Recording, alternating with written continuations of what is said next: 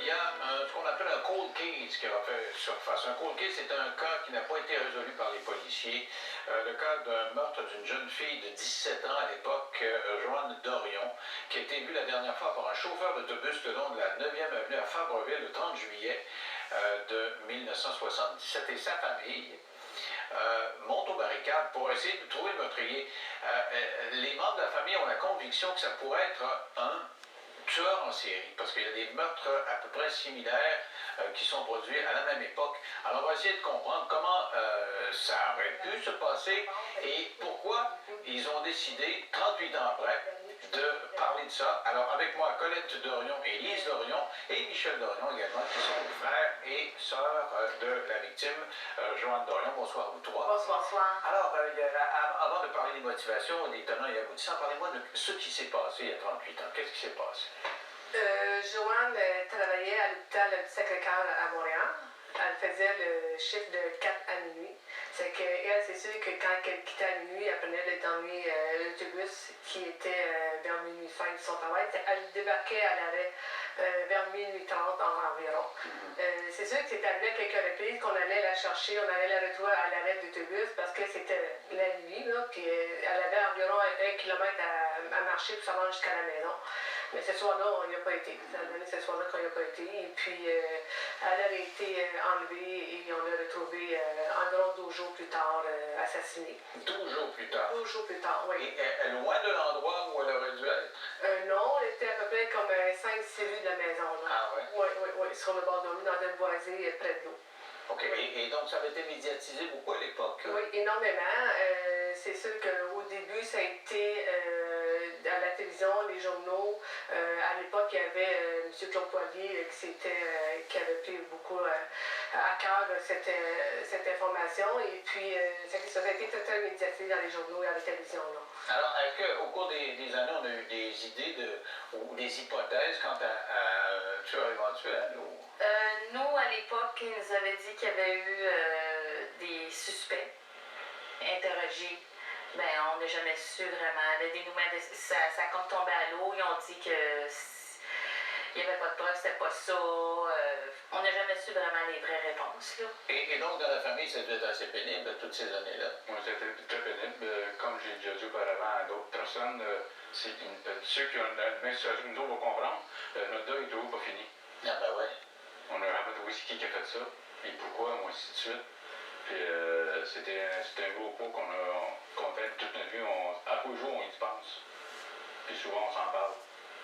Donc, pendant 38 ans, ça a été comme une présence dans votre vie? Toujours, oui, toujours. On a toujours fait partie de nos conversations, puis on s'est toujours remémoré les moments qu'on a vécu avec elle, toutes les petites anecdotes. Régulièrement, Joanne, elle fait partie de nous. Là. Ben oui, elle aurait mon âge, elle est née en même année que moi. Oui. Alors, dites-moi, qu'est-ce que vous faites? Pourquoi, 38 ans après, vous décidez de parler de ça?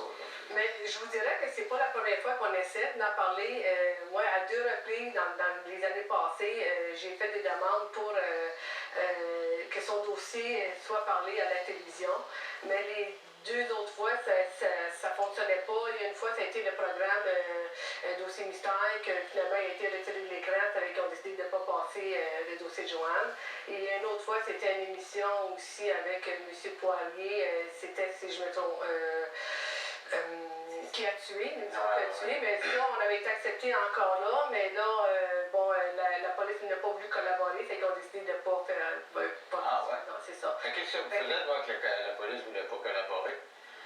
Ben, on n'a jamais su vraiment le fond de l'histoire, mais moi, j'ai repris contact en 2010 pour savoir s'il y avait encore quelqu'un qui s'occupait du dossier de ma soeur, s'il était oublié, s'il était... Et puis, on m'a dit, c'est drôle que j'appelais à ce moment-là, qu'il venait de dépêcher une équipe pour travailler sur les cold cases. Et justement, il tombait sur le dossier de ma soeur, un des premiers dossiers. Fait que c'est comme ça que ça a comme repris, si vous voulez. Après ça, ça a tombé comme mort. Et puis, le vrai comme déclenchant, si vous voulez, cette année, c'est cet été, on a su dans le journal qu'un réalisateur voulait tourner un film documentaire sur des cas non résolus. de meurtre. C'est ça. Et c'est Stéphane Parent le même qui a réalisé le documentaire sur la série Disparition et qui traite de Cédric Provencher. J'ai eu quelques fois à mon émission. Vous l'avez rencontré? Oui. On l'a rencontré il y a quelques semaines. Il nous a enregistrés. Et vous avez commencé à tourner? Oui, oui, oui.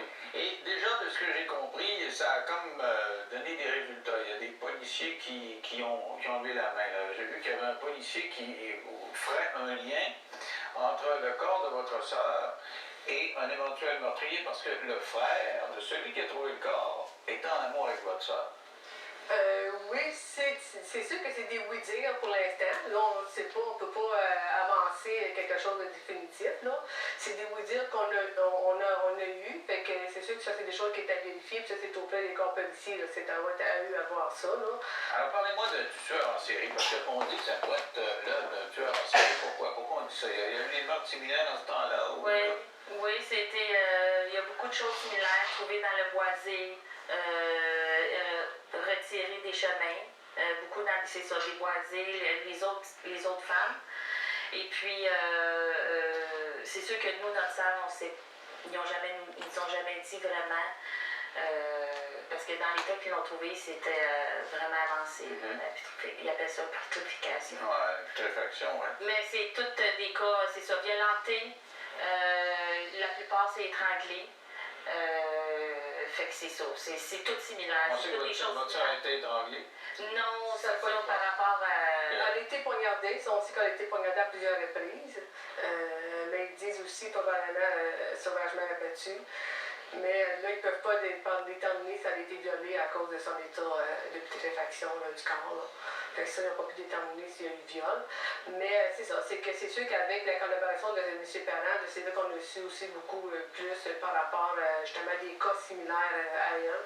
Ils sont nombreux parce que je vois la nomenclature. Là. Il y a votre soeur, mais il y a Louise Camiran, Hélène Jonas, Denise Bazinet, Thérèse Allard, Lison Blais et Sharon Prieur. Alors, c'était des femmes âgées de 16 ans à 25 ans.